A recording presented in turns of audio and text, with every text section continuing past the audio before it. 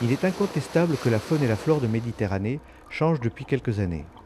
Sur la côte d'Azur, le barracuda et la dorade coryphène sont deux exemples bien visibles du développement des nouvelles espèces.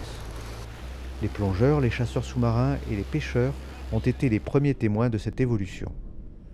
Depuis ce constat, les scientifiques ont entrepris des études et mis en place le recueil des données sur le terrain pour tenter de mieux comprendre ce phénomène. S'agit-il d'espèces réellement nouvelles ou d'espèces originelles en forte croissance? Est-ce le premier impact visible du réchauffement de la planète? La nature de cette évolution est-elle profonde ou cyclique? Quelles seront les conséquences écologiques pour la Méditerranée? C'est ce que je vous propose de découvrir dans le sillage des barracudas et des dorades coryphènes de Méditerranée.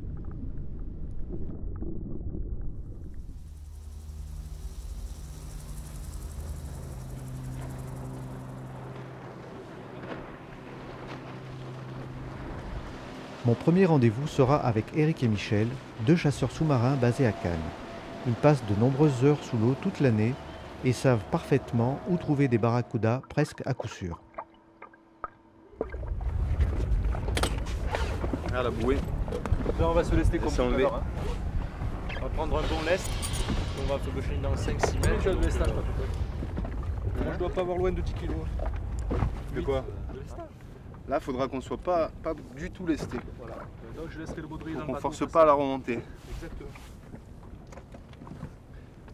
Sur cette zone de chasse, nous rencontrons une variété d'espèces considérables, et notamment des poissons comme le loup, le denti, les sardes, et notre trophée, c'est-à-dire notre poisson trophée, le barracuda.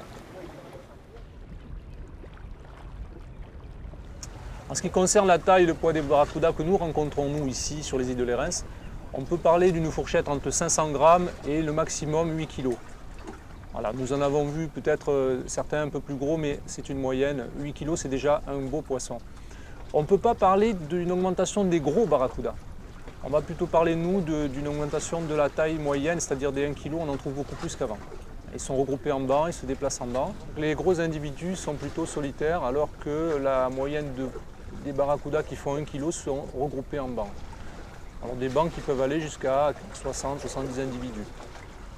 C'est un poisson puissant lorsqu'il est fléché, qui va tracter un petit peu, qui va dérouler le moulinet. Donc c'est un poisson qui est combatif. Il n'est pas combatif très longtemps, mais qui donne un petit peu de fil à retordre aux chasseurs. Le deuxième aspect de ce poisson qui en fait un intérêt particulier, c'est qu'il demande des qualités physiques et un entraînement sportif. Pourquoi? Parce qu'il ne vient pas facilement à l'agachon, contrairement à ce qu'on pourrait penser de lui. Le dernier aspect qui en fait un intérêt particulier, c'est son aspect gastronomique. C'est un poisson qui a une chair ferme, une chair particulièrement goûteuse et qui en plus de ça possède très peu d'arêtes. Donc il n'y a rien à jeter dans ce poisson et il est vraiment particulièrement délicieux.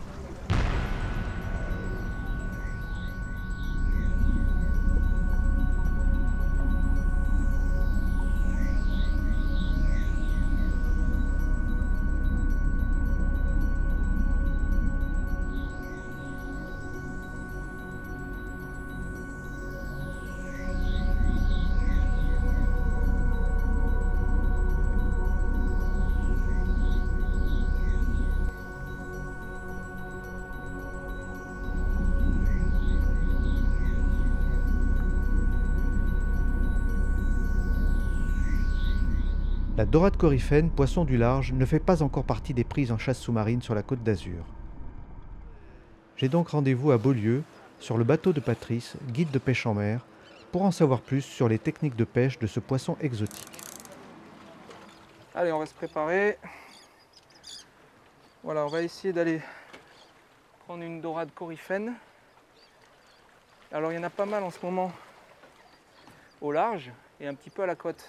Donc au large, forcément, on prend des dorades coryphènes un petit peu plus grosses qu'à la côte. Ce sont des poissons généralement dont le poids varie entre 4 et 6 kg pour les plus courantes.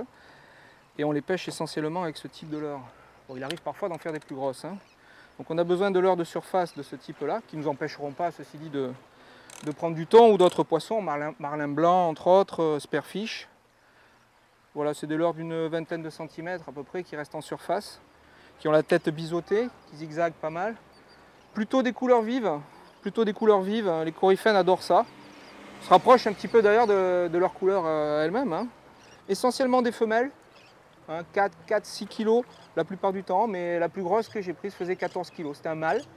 J'ai un copain le week-end dernier qui a fait un beau mâle de 11 kg, donc c'est pas à négliger. C'est vrai qu'il n'y a pas une grande densité, mais on en a de plus en plus. Et ça, on va dire depuis 4 ou 5 ans, on prend de plus en plus de coryphènes.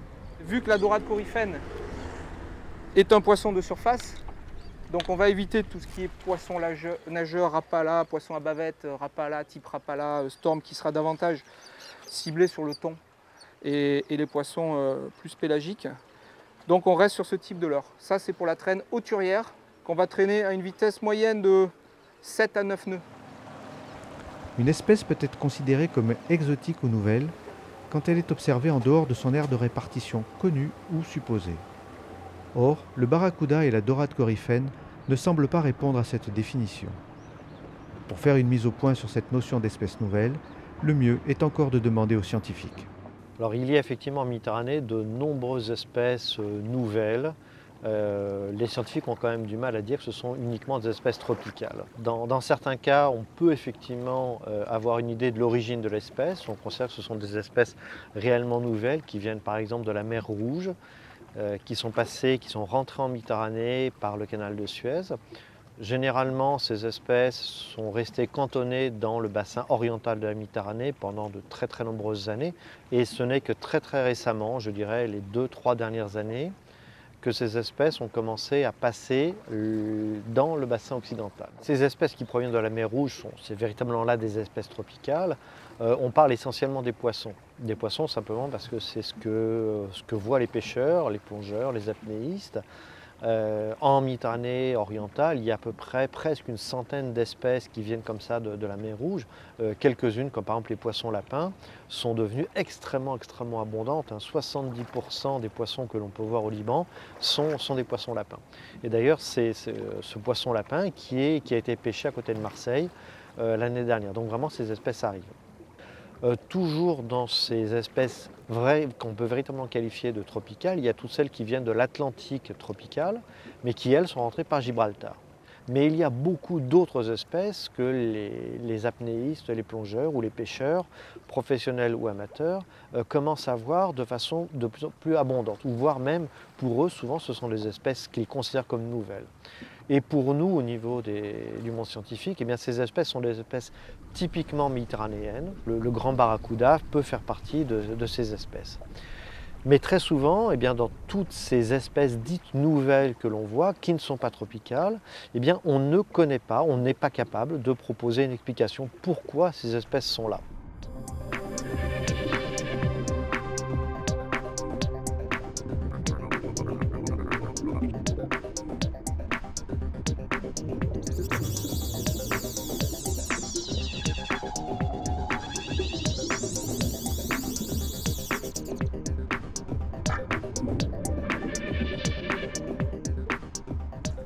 Depuis une dizaine d'années à peu près, nous avons observé une augmentation de la population. C'est-à-dire qu'en fait, les barracudas ont tendance à se regrouper sur des zones où auparavant il n'y avait pas ce type d'espèces. On rencontrait plutôt des sars, plutôt des denchi, qui sont encore présents mais qui cèdent beaucoup de terrain aux barracudas. On trouve particulièrement les barracudas présents sur notre côte, c'est-à-dire des îles de Lérins, à partir du mois de mai. Avant cette période-là, l'eau est trop froide. Donc il faut avoir une eau aux environs des 18 degrés pour justement que les spécimens les plus intéressants soient présents.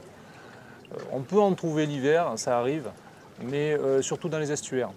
Je pense d'ailleurs que c'est un endroit où ils vont frayer l'hiver. À partir du mois de mai, on les retrouve en pleine mer. On arrive à rencontrer des bancs et éventuellement des gros spécimens.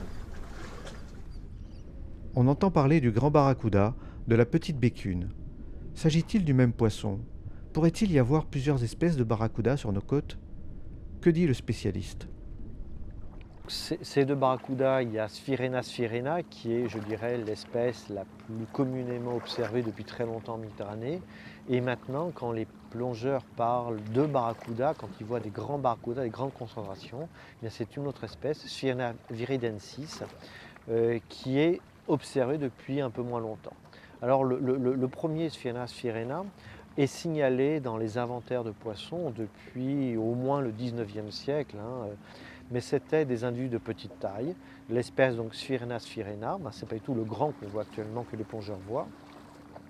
Ces jeunes poissons étaient présents à la côte, les adultes étaient probablement présents plus au large. Enfin, l'espèce a toujours été présente le long de nos côtes.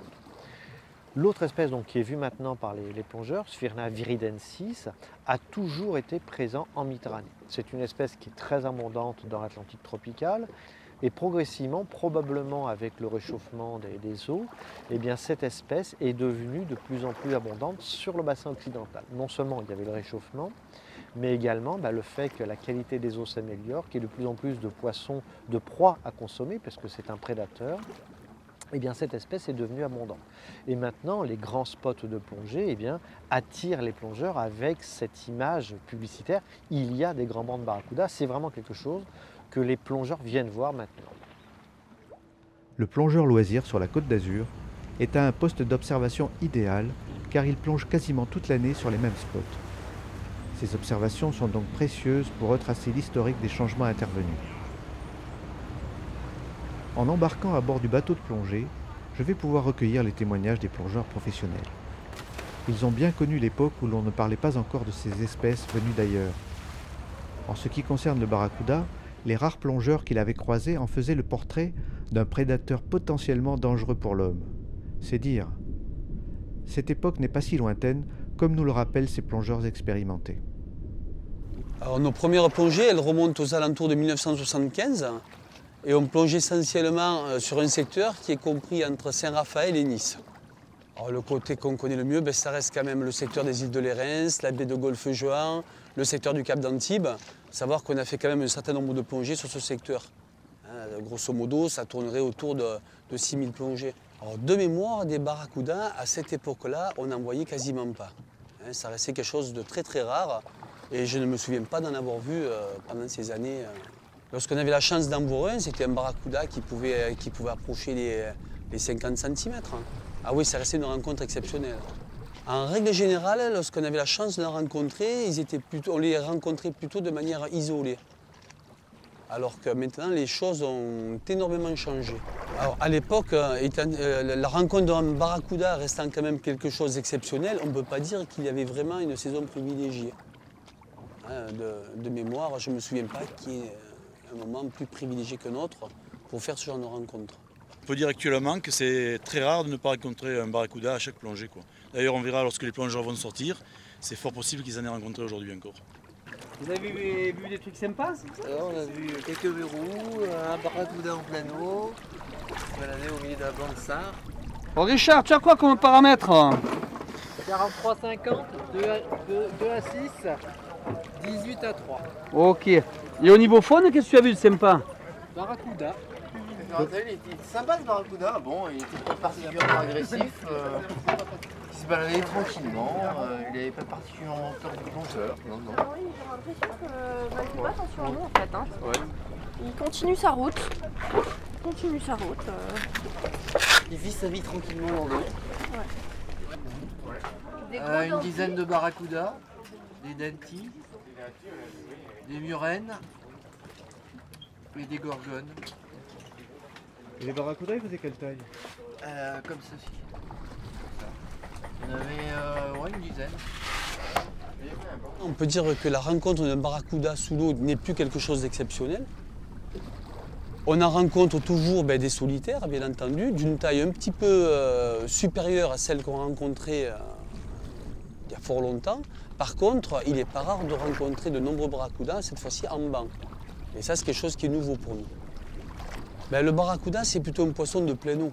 Il y a du rocher à proximité, c'est vrai, mais c'est un poisson qui fréquente plutôt le milieu pélagique, donc le milieu vraiment plein eau. Le poisson que l'on nomme barracuda en Méditerranée, ce n'est pas vraiment le barracuda, mais c'est plutôt une bécune. C'est la même famille, mais la bécune a une taille légèrement inférieure au barracuda. Pour moi, le poisson reste le même, mais je pense que pour des scientifiques, ils seraient capables de faire la différence beaucoup plus facilement que nous.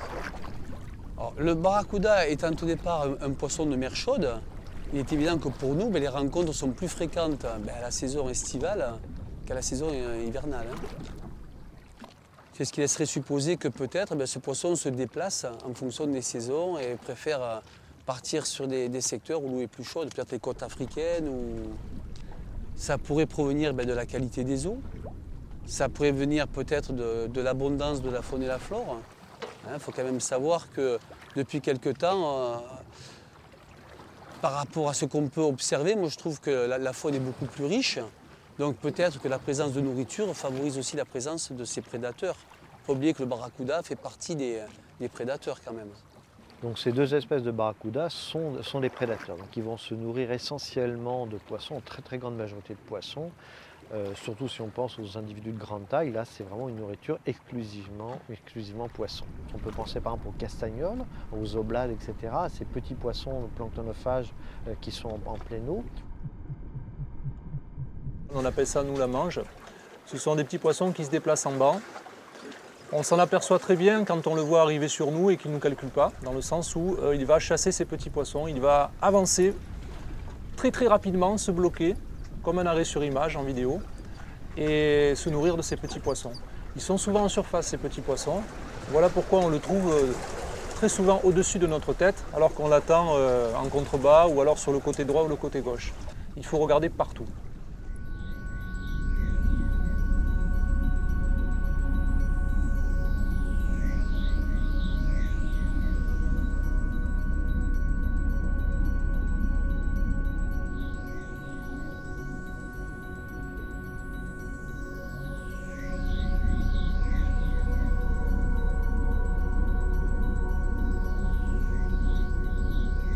Ces deux espèces sont vues dans la zone littorale essentiellement en pleine eau. C'est un poisson de pleine eau. Alors le petit barracuda, on va dire Sphyrina sphyrina, le petit, est observé à peu près sur tout type de fond, essentiellement les fonds d'algues ou les fonds d'herbiers, éventuellement les fonds de roche, vraiment dans quelques mètres d'eau, pas plus.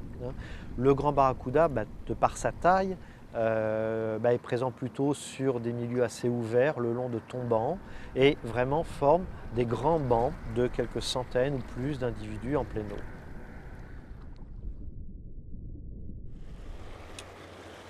Patrice a mis en traîne ses leurres autour des bouées qui délimitent la réserve marine de Beaulieu. Bouées et chênes ont la propriété de retenir le poisson, les pêcheurs le savent bien. En ce début d'automne, de petites dorades coryphènes ont été aperçues à leur proximité. Il me tarde d'entendre le cri strident du moulinet sur un départ de poisson. Il y a une touche là. Deux touches. Oh là, ça part fort ici. Tu prends celle-là, tu prends l'autre. Il y en a deux touches, tu prends celle-là. Tiens, prends celle-là, regarde. Moi je prends l'autre. Ok. Ouais. On va voir ce que... Ah, ça saute un peu en surface. Je vois pas ce que c'est, ça arrive en surface. C'est quoi, Roger? Regarde, ça saute là-bas. Non. Ah, t'es peut-être à la bouée là. Non, c'est pas possible. C'est impossible. Attends, on va voir ce que c'est ça. C'est quoi, Roger, un petit limon? Papa, il se fait vider le moulinet là. Ouais. Non, c'est un poisson, c'est un gros poisson. Alors là, hop. C'est une oblade. Ok.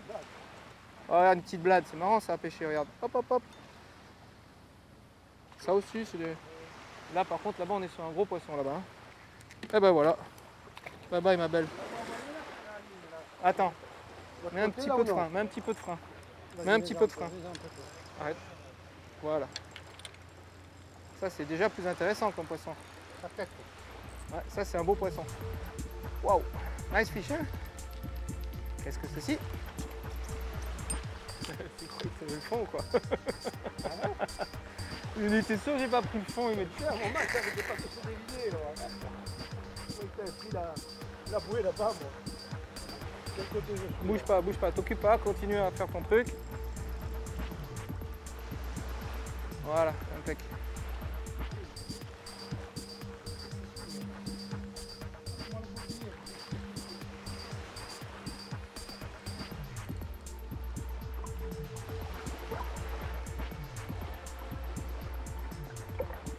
Regarde s'il est beau ce petit barracuda d'un mètre à peu près. Hein, regarde. Bon là on est sur du nylon, c'est clair qu'on risque de casser à tout moment. Ah, les couleurs c'est joli. Hein. On va essayer de le salabrer. Hein, puis de toute façon on va voir. Des barracudas ça existe quand même depuis pas mal de temps. Comme je te disais tout à l'heure, mon grand-père pêcheur professionnel, mon oncle pêcheur professionnel, donc ils en ont toujours pris. Mais on en a de plus en plus. Tu as vu, ils adorent les petites plumes comme ça, hein, les petits leurres, ça ils adorent. Bon, il faut noter que c'est un redoutable prédateur. C'est un poisson qui se reproduit très vite et qui mange beaucoup d'autres poissons. Il y en a de plus en plus des barracudas. C'est vrai que de cette taille-là, ça nous fait un poisson quand même d'un mètre, hein, on va dire. Un bon mètre.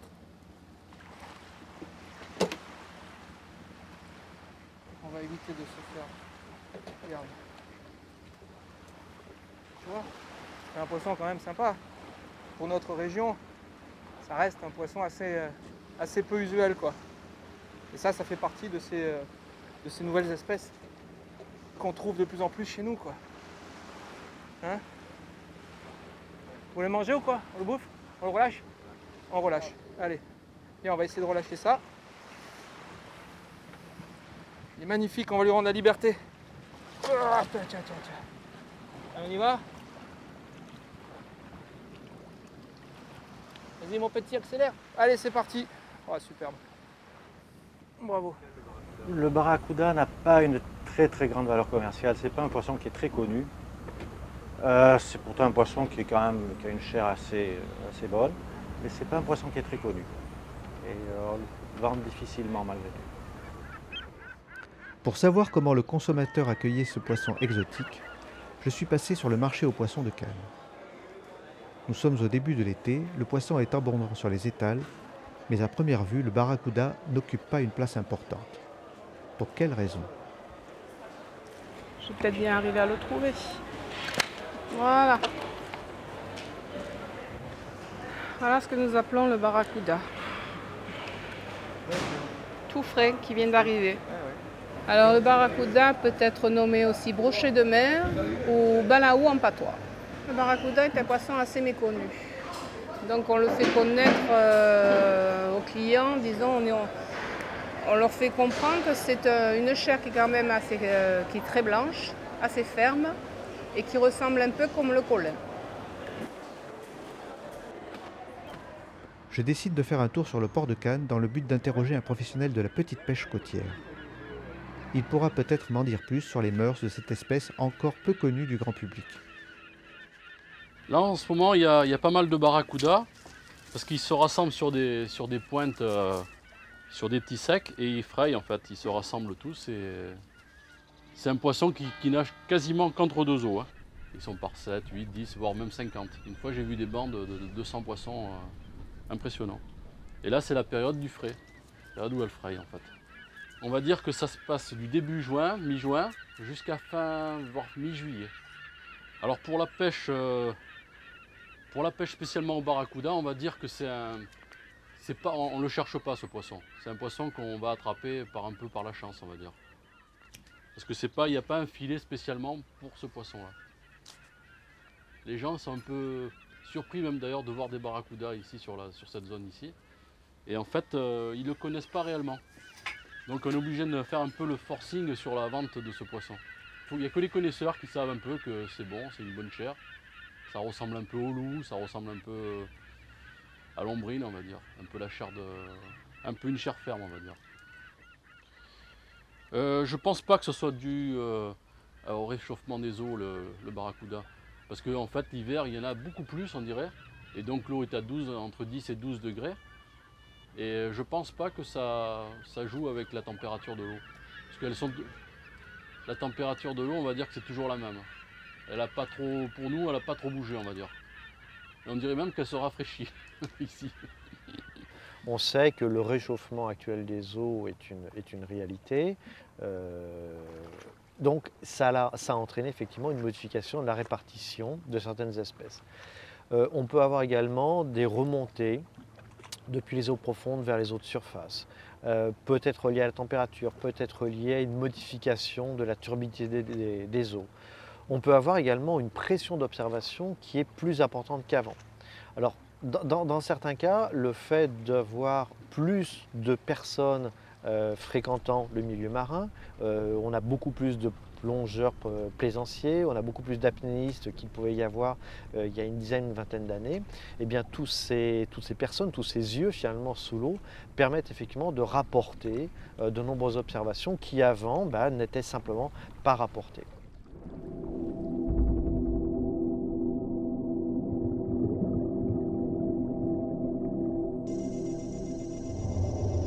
Nous avons remarqué qu'il est très présent le matin tôt et également le soir tard, juste avant la tombée de la nuit, parce que c'est à ce moment-là qu'il chasse ou qu'il se met en chasse. On peut également le trouver en journée, mais il risque d'avoir un comportement moindre au niveau de la prédation, c'est-à-dire qu'il va éventuellement ne pas venir, ne pas approcher le chasseur parce qu'il n'a peut-être tout simplement pas faim et il va passer son chemin. Donc c'est un poisson très curieux qui vient très bien à l'agachon, mais qui prend beaucoup de temps à venir. Donc ce qui nécessite des agachons assez poussés de 1 minute 30 à 2 minutes 30. Je l'attire avec des bruits de gorge ou en tapant avec la crosse du fusil. Donc pour tirer un barracuda et essayer d'assurer sa proie, vu que la tête est assez fine, il faut le tirer juste derrière la tête, juste après l'ouïe, et essayer de toucher la colonne vertébrale, ce qui immobilisera le spécimen. Alors sa principale défense, c'est dans sa puissance, car c'est un poisson qui est très puissant. Dès qu'il dépasse normalement 1,5 kg, il va de suite prendre du fil sur le moulinet et commencer un combat. Donc il faut impérativement un moulinet sur l'arbalète. Donc c'est un poisson qui, s'il est bien fléché, ne se déchire pas. Par contre, s'il est pris dans le bas-ventre, dans le flanc, là il peut se déchirer très facilement. Ces deux espèces de barracuda, comme la majorité des poissons de Méditerranée, vont se reproduire pendant le printemps ou au tout début de l'été, ce qui permet dans ce cas-là, lorsque les jeunes vont arriver, les juvéniles vont arriver, eh bien, de disposer d'eau à bonne température pour leur développement, d'une nourriture suffisamment abondante effectivement, pour qu'ils puissent se développer, grandir rapidement. Où se reproduit le barracuda, là on en est beaucoup moins sûr. On pense probablement que la reproduction se fait au large. Il y a peut-être des rassemblements en pleine eau de poissons au large. La ponte se fait en pleine eau, la fécondation des œufs se fait en pleine eau. Les œufs vont rester pendant un certain temps en pleine eau dans le plancton. À partir de l'œuf va émerger une petite larve qui va grandir pendant un certain temps dans le plancton et puis progressivement ces poissons se rapprochent de la côte, sont amenés par les courants et les jeunes barracudas vont descendre à proximité du fond et commencer à occuper un habitat voisin de celui des adultes. C'est un cycle très classique, je dirais, pour les poissons de la zone littorale en Méditerranée. La patience et la persévérance étant des qualités premières du pêcheur, nous repartons ce matin pour une traîne côtière à la recherche des petites dorades coryphènes. Aurons-nous plus de chance aujourd'hui? Ça commence à donner des petits coups de tête. Ah, il est là, c'est un barracuda. Ah.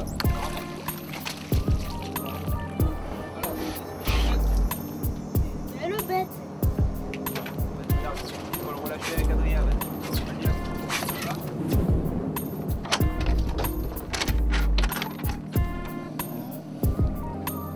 On pourrait éventuellement se poser la question, est-ce que maintenant ces augmentations de barracuda le long de la côte peut rentrer en concurrence avec d'autres espèces prédatrices? Bien pas du tout. En tant que prédateur, il a besoin effectivement de proie, donc il n'a pas de problème d'habitat. Par contre, si jamais sa nourriture devient limitée, eh bien tout naturellement, il y aura une régulation des populations. Donc par rapport aux autres prédateurs présents, eh bien, si le barracuda a pu se développer, c'est qu'il a exploité lui soit une ressource de nourriture très abondante, ou alors il a exploité une ressource particulière qui était peu visée, peu utilisée par d'autres prédateurs. très naturellement, il y a un équilibre qui va s'installer et on peut considérer que si le barracuda se développe, c'est qu'il a trouvé une niche écologique lui permettant de se développer.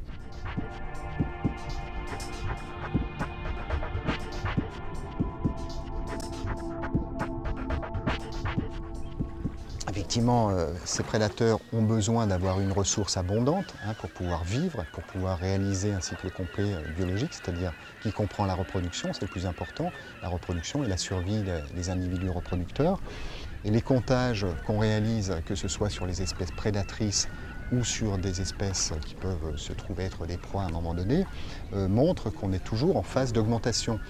De toute façon, les choses se régulent tout à fait naturellement entre les différentes espèces et cette concurrence, elle existe certes, mais il y a des mécanismes qui permettent, je veux dire, de contourner un petit peu, notamment par la recherche de nouveaux territoires à conquérir.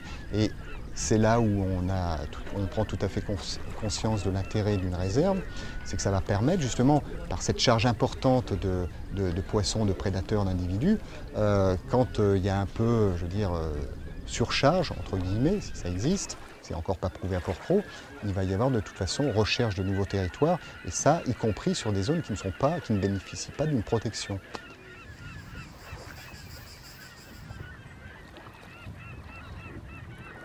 Ce matin, en rade de Villefranche, les chasses de mouettes nous rendent optimistes.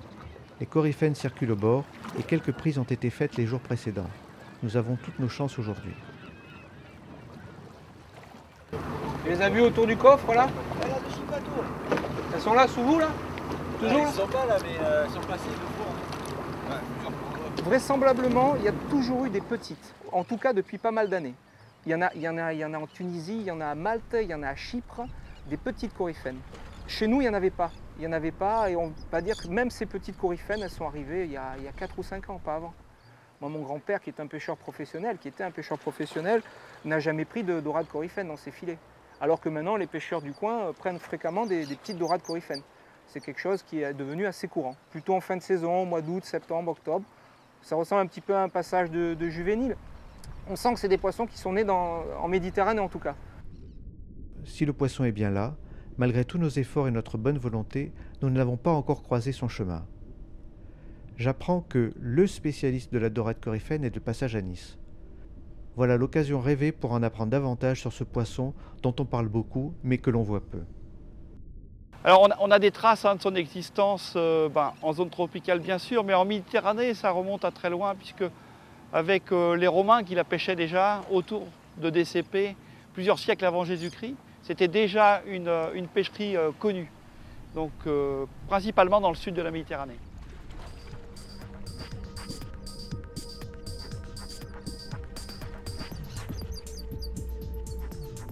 La dorade coryphène, en fait, c'est une espèce essentiellement tropicale qu'on retrouve, elle est circumtropicale, on la retrouve en fait dans les trois océans et en Méditerranée.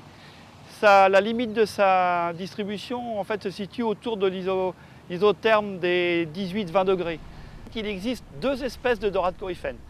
Ces deux espèces sont très proches l'une de l'autre et en fait, ce qui les différencie le plus, c'est qu'à l'âge adulte, la coryphène commune est beaucoup plus grande, celle qu'on trouve sous les tropiques et en Méditerranée, que la petite coryphène, qui est la Coryphena echiselis. C'est un poisson qui est relativement allongé, compressé latéralement, et qui a la particularité d'avoir un dimorphisme entre les mâles et les femelles. Les mâles ont un front droit très bombé, comme une espèce de bosse en fait, et les femelles ont un profil plus arrondi. Au niveau des couleurs, c'est très changeant. Ça dépend aussi bien dans l'eau que quand on a capturé la coryphène, les couleurs changent assez rapidement. Ça passe du bleu argenté, pour une coryphène qui est dans l'eau et qui a un comportement calme, à une couleur dorée très intense, couleur or un peu, avec des petites taches lorsque le poisson vient d'être capturé ou quand il est dans un moment d'excitation. C'est un poisson qui grandit vite.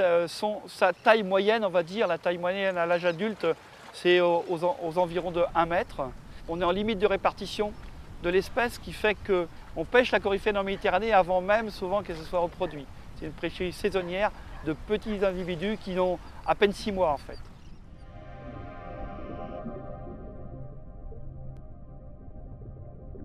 que ce soit en traîne côtière ou au large, on va essayer de trouver des épaves. Il a beaucoup plu cette semaine, on va essayer de trouver des bouts de bois à la dérive, des branches, et la plupart du temps, les coryphènes sont sous ces épaves qui dérivent. Ou alors sous les bouées existantes. Hein, il y a des bouées qui sont mouillées par le chaume, et autour de ces bouées-là, il nous arrive fréquemment de trouver des coryphènes, ce qui n'est pas exceptionnel propre à la Méditerranée. Hein, c'est aussi le cas dans l'océan Indien, dans le Pacifique, dans l'Atlantique, où les pêcheurs le savent bien, les coryphènes sont souvent sous des épaves. Et c'est là qu'on va essayer de les trouver aujourd'hui.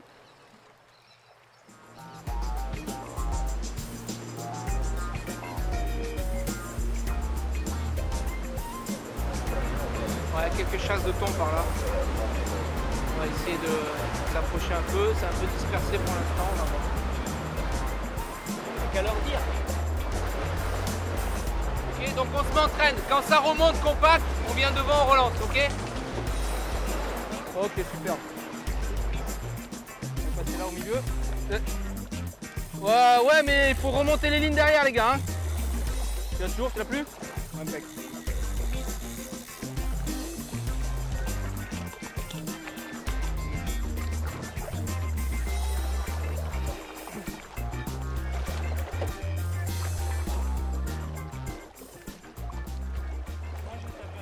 Un peu plus bas. Mais disons que c'est quoi en fait l'histoire? Ils sont sur plusieurs hauteurs, plusieurs paliers. Viens de ce côté, Daniel. Et en fait, l'eau elle est plus trouble en bas, tu comprends? Donc ils voient moins. Ici c'est trop clair, quand tu es trop près de la surface. Poisson d'une... J'embraye un peu, hein. Quinzaine de kilos.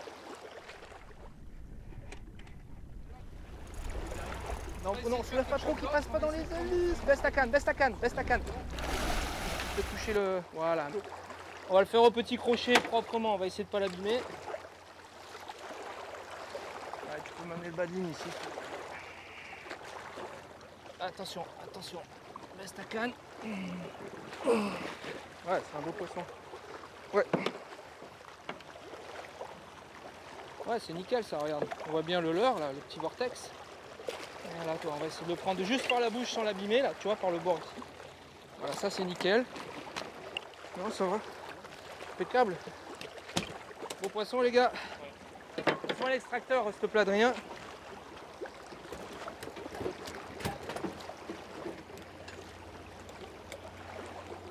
On va, tu vois, propre, pris au bord. Abîmé. Allez, on relâche de suite. Je vais le relâcher. Laisse-le à Daniel le faire. Daniel, vas-y, fais-le. Ouais, bravo les gars.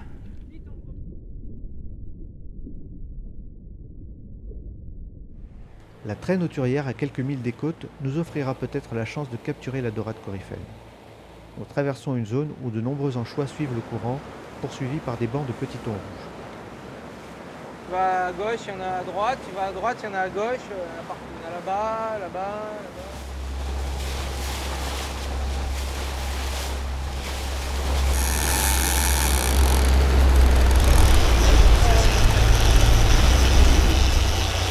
On ramène la désite chaîne en courant, tu vas là-haut, tu ramènes la désite. Tu peux me le lancer.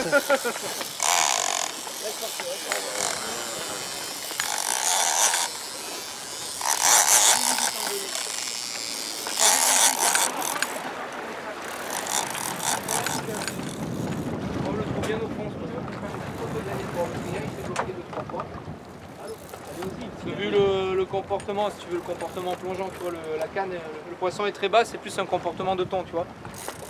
Ah, tu vois, le poisson est très vertical. Non, prochain coup, tu me le montres. Fais tourner, fais tourner, fais tourner. Voilà, top. Top, ne mouline plus. Maintenant, tu soulèves ta canne tout doux. Allez, hop là, voilà. Et voilà. Ah, et non. On y va.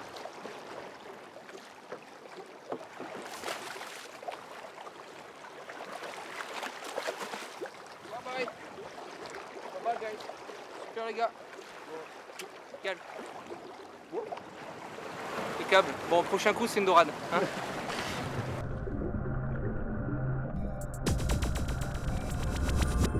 On parle souvent donc de pêche sous DCP pour la dorade coryphène. Alors qu'est-ce que c'est que ces DCP, dispositifs de concentration de poissons? C'est aussi bien un objet naturel flottant, comme un tronc d'arbre, une caisse, un branchage qui flotte à la surface de la mer, qu'un dispositif reconstruit par les pêcheurs, donc un objet flottant artificiel qui va être fabriqué par les pêcheurs et qui va être mis en mer pour favoriser l'agrégation des poissons pour les besoins de la pêche. Mais le gros de l'exploitation, c'est une exploitation autour de petits DCP côtiers de coryphènes de l'année, c'est-à-dire des coryphènes qui vont faire entre 40 cm et 80 cm pour les plus grosses. Une dorade coryphène de 60 cm en Méditerranée, c'est déjà une dorade qui représente la moyenne de ce qui est pêché, on va dire, de l'ordre de 1 kg à 2 ou 3 kg maximum. Ce qu'on peut dire en fait, c'est qu'un objet flottant, pour qu'il commence à être intéressant au niveau de la faune associée, il faut compter plusieurs semaines. Alors, il y a plusieurs hypothèses qui ont été émises pour tenter d'expliquer ce phénomène agrégatif. La première, historiquement, on pensait que l'agrégation provenait en fait de l'accumulation d'une chaîne trophique, les petits poissons venant pour se protéger du DCP, et puis les poissons un peu plus gros venant parce qu'ils y trouvaient des proies. On a démontré que pour certaines espèces, ce n'était pas le cas, parce que suivant les espèces, les motivations ne sont pas les mêmes. Et l'hypothèse la plus vraisemblable au niveau des espèces qui sont très grégaires comme les thons, c'est que le DCP servirait de point de rencontre, de meeting point, qui favoriserait la rencontre des individus entre eux.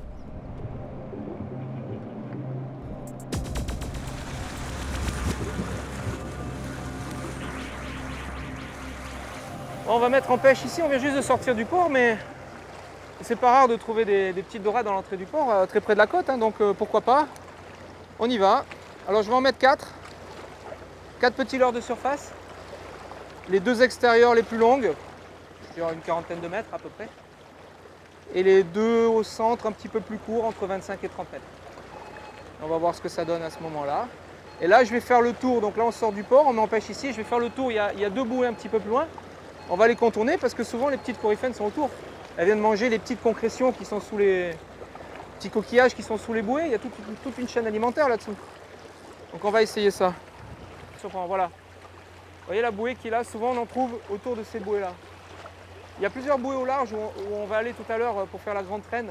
Hein, c'est des bouées météo. Il n'est pas rare de trouver des grosses coryphènes autour de ces bouées-là. On ne peut pas dire que ces dorades coryphènes soient associées uniquement à ces grands objets flottants ou à ces bouées au large. Hein, c'est simplement, ben voilà, le pêcheur étant là, il voit des poissons concentrés là, il les pêche et il rapporte ses observations. Mais c'est vraiment un poisson qui est présent partout en pleine eau, mais avec des densités beaucoup plus faibles dans ce cas-là. C'est réparti sur l'ensemble des eaux du large, donc beaucoup plus difficile à observer, donc à pêcher.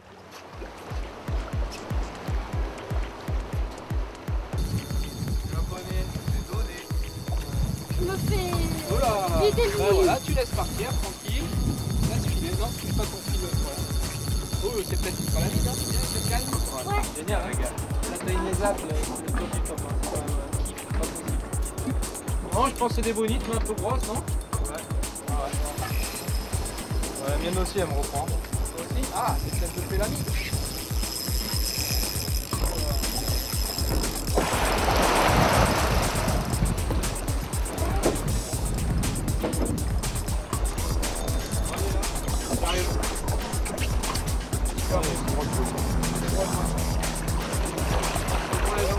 Un petit peu comme ça, on va faire naviguer à la surface.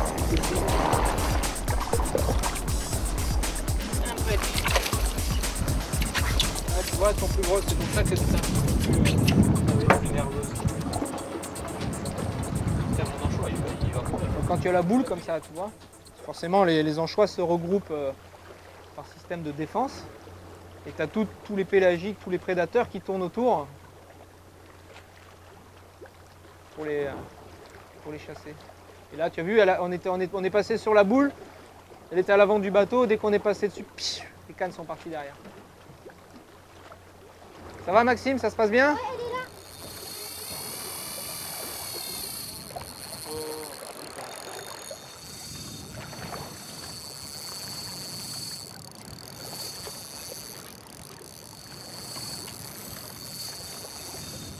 Avance un peu, avance, garde l'avance dessus. Tu peux laisser sur un moteur en avant. Ouais. Voilà. Vas-y, mouline. C'était normal de se prendre ce truc-là. D'accord, on va pas se mêler là. Là. Vas-y, on va une tête jolie. C'est bon? Attention, la coryphène arrive. Dorade coryphène. Dorado.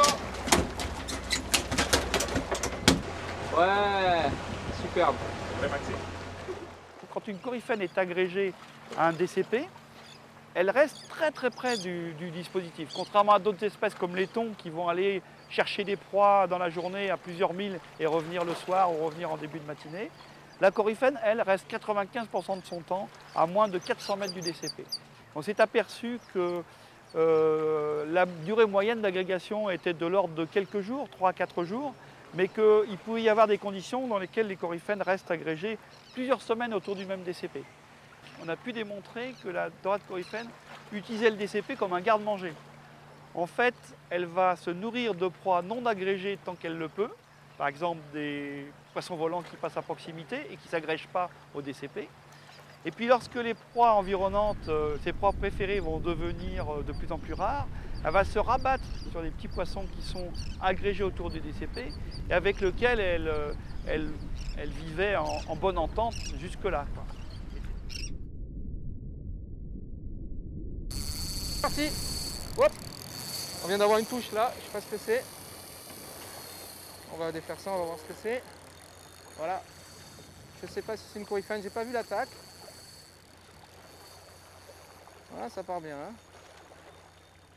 J'opterais plutôt pour une petite bonite. On va voir ça de suite. Peu de frein, pas trop. Petit poisson. Ah, belle action, sympa. Ouais, pour s'amuser, là, on va se faire une bonne rigolade, quoi. On va voir ce que c'est. Le poisson a l'air assez... un peu profond, si tu veux. Je pense que si c'était une coryphène, elle serait plutôt en surface, à sauter. C'est vrai que j'ai pas vu l'attaque, alors peut-être c'est une coryphène. Mais c'est pas très profond, effectivement, on va voir ça. Des petts coups de tête, je sens des petits coups de tête. Regarde, le sillon de la canne qui travaille, hop, hop, hop, hop, hop. Tu vois, on est à proximité de la bouée, tu vois. Voilà, impeccable. Nickel. Ah ouais, tu vois, elle a pris le petit raglou. On va la relâcher. Oui, on va la relâcher. Voilà, impeccable. Voilà. Tu vois, ces petits raglous marchent bien, les bonites raffolent de ça. Les coryphènes aussi, hein. Allez, on la remet à l'eau, hein. On va essayer de cacher la figure. Nous avons tout essayé, traîne côtière, traîne hauturière, différents types de leurres, des vifs. Nous avons pris des thons, des barracudas et des bonites en quantité, mais nous n'avons jamais pu remonter une deuxième coryphène au bateau. Nous y avons cru jusqu'au bout, mais à l'évidence, ce ne serait pas pour cette année. On va essayer, Roger, on va essayer de faire le tour des 4 bouées, hein. Voilà, comme ça, on voit un petit peu s'il n'y a pas d'autres poissons là-bas. Hop, doucement. C'est parti là.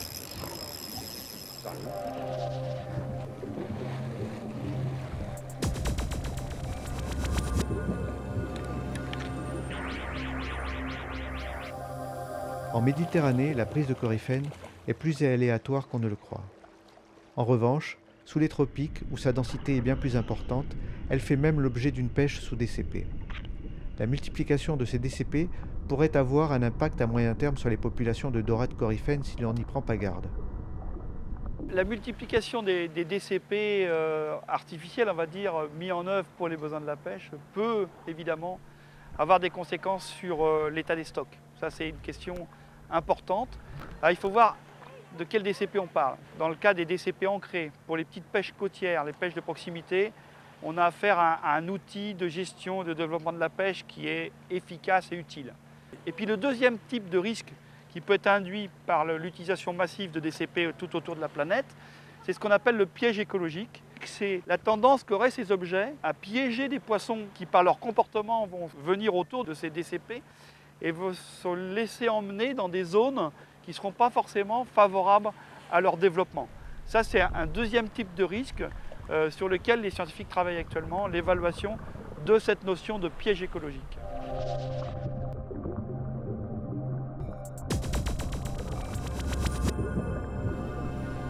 Alors c'est vrai que le monde scientifique n'a pas toujours réponse à tout face à ces espèces dites nouvelles. Souvent, notre seule réponse, c'est fournir un certain nombre d'hypothèses, mais on ne sait pas vraiment qu'est-ce qui se passe. Par contre, ce qui est très très intéressant pour nous, c'est de pouvoir avoir une relation qui s'améliore de plus en plus avec les pêcheurs amateurs, les pêcheurs professionnels, tous les gens qui sont en mer, les apnéistes, les plongeurs, parce qu'ils sont là, ils sont tout le temps en mer, ils observent, et s'ils nous transmettent ces informations, ça nous permet effectivement de constituer cette base de données dont on a à tout prix besoin pour pouvoir savoir comment le milieu évolue en Méditerranée, quelles sont les modifications. Il n'y a aucune raison de penser que le milieu va rester à l'identique pendant encore des dizaines, voire des centaines d'années. Il y aura probablement encore de nouvelles arrivées ou d'espèces méditerranéennes qui vont changer leur répartition, qui vont devenir un peu plus abondantes dans le bassin occidental, ou éventuellement des espèces, si les eaux continuent à se réchauffer, des espèces qui aiment bien les eaux un peu froides, comme par exemple le caplan, qui va continuer effectivement à devenir de moins en moins abondant. Donc il y aura des modifications. On peut également penser qu'avec l'amélioration de la qualité des eaux, qui est vraiment maintenant un fait certain en Méditerranée nord-occidentale, en tout cas pour les côtes espagnoles, françaises, italiennes, cette amélioration progressive de la zone littorale permettra effectivement la reconstitution d'écosystèmes de plus en plus riches. Alors, quel avenir nous réserve la Méditerranée ? Les scientifiques manquent encore de recul et de moyens pour apporter toutes les réponses aux questions que soulève cette évolution de la faune et de la flore sous-marine en Méditerranée.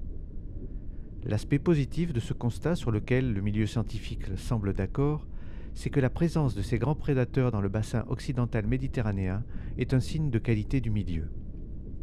Pêcheurs et chasseurs sous-marins ne peuvent que s'en réjouir, sachant que l'avenir de leur passion dépend aussi de la généralisation d'un comportement responsable.